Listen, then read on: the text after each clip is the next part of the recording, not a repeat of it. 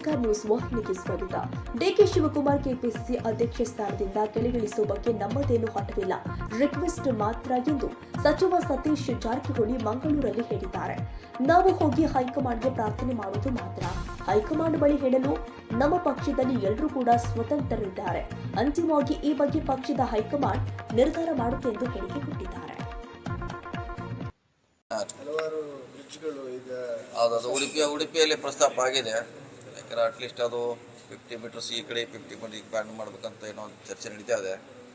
ಆದರೆ ಅದನ್ನು ಯಾರು ಮಾಡಬೇಕು ಅನ್ನೋದು ಸಮಸ್ಯೆ. ಯಾಕಂದರೆ ಜವಾಬ್ದಾರಿ PWನ, ಪೊಲೀಸಾ, ಮೈನಿಂಗ್ ಡಿಪಾರ್ಟ್ಮೆಂಟಾ, ನ್ಯಾಷನಲ್ ಹೈವೇನ ಅನ್ನೋದು ಕನ್ಫ್ಯೂಸ್ ಇದೆ. ಇದರ DC ಅವ್ರ ನೇತೃತ್ವದಲ್ಲಿ ಒಂದು ಸಭೆ ಮಾಡ್ತೀವಿ. ಅವ್ರನ್ನ ಯಾರಾದರೂ ಒಬ್ಬರು ನಿಯಂತ್ರಣ ಮಾಡಲೇಬೇಕದು ಮಾಡಿಸ್ತೀವಿ. ಸರ್, ಈಗ ದಲಿತ ಸಮಾವೇಶ ಯಾವಾಗ? ಇಲ್ಲ ಅದೇಲ್ಲ ಇಲ್ಲ ಯಾವಾಗ ಇದ್ದಾಗ ಹೇಳ್ತೀನಿ ನಿಮಗೆ. ಯಾವಾಗ ಡೇಟ್ ಆಫ್ ಫಿಕ್ಸ್ ಅವಾಗ ಹೇಳ್ತೀವಿ. ಇನ್ನೂ ಇಲ್ಲವೇ ಇಲ್ಲ. ಮಾಡೋರು ನಮ್ಮ ಹೋಮ್ ಮಿನಿಸ್ಟರ್ ಅದು, ಅವ್ರ ಅಧ್ಯಕ್ಷ, ಅದಕ್ಕೆ ಅವ್ರ ನೇತೃತ್ವದಲ್ಲಿ ಆಗ್ತಾ ಇದೆ. ಸೊ ಅವ್ರು ಯಾವಾಗ ಹೇಳ್ತಾರೆ ಅವಾಗ ಮಾಡ್ತೀವಿ. ಈಗ ನೀವು ಮೊದಲು ಹೋದ್ರಿ, ಹೈಕಮಾಂಡ್ ಮೀಟ್ ಆಗಿ ಬಂದ್ರಿ, ರಾಜಣ್ಣ ಅವ್ರು ಅದ ನಂತರ ಇವತ್ತು ಪರಮೇಶ್ವರಕ್ಕೆ ಹೋಗಿದ್ದಾರೆ. ಹೋಗ್ತಿರ್ಬೇಕು. ಅವ್ರು ಏನು ಭೇಟಿಯಾಗಲಿಕ್ಕೆ ಏನು ಮುಕ್ತಿ ಅದು, ದೇವಸ್ಥಾನ ಇದ್ದಂಗೆ.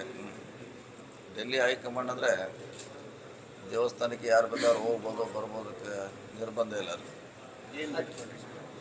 ನೀವು ಹೋದಾಗ ಏನು ಬೇಡ್ಕೊಂಡಿಲ್ಲ, ಪಕ್ಷ ಮತ್ತೆ ಬೆಳಿಬೇಕು, ಮುಂದೆ ಅಧಿಕಾರಕ್ಕೆ ಬರ್ಬೇಕು ಅನ್ನೋದು ಅಷ್ಟೇ. ಮತ್ತೇನು ಬಿಡೋದು, ಶ್ರೀಮಂತರ ಆಗ್ಬೇಕು ಹೆಂಗೆ ನಾವು ದೇವಸ್ಥಾನದಲ್ಲಿ ಬೇಡ್ಕೊತೀವಿ. ಹಾಗೆ ನಮ್ಮ ಪಕ್ಷ ಅಧಿಕಾರ ಮತ್ತೆ ಬರಲಿ ಅಂತ ಬೇಡ್ಕೊತಿದ್ವಿ. ಅದನ್ನೇ ಎಲ್ಲರೂ ಹೋಗಿ ಅದನ್ನೇ ಬೇಡೋದು ಅಷ್ಟೇ. ಸಣ್ಣ ಪುಟ್ಟ ವ್ಯತ್ಯಾಸ ಇದ್ರೆ ಸರಿ ಮಾಡುವಂಥ ಪ್ರಾರ್ಥನೆ ಕೂಡ ಅಲ್ಲಿ ಆಗುತ್ತೆ. ಈಗ ರಾಜಣ್ಣ ಮತ್ತೆ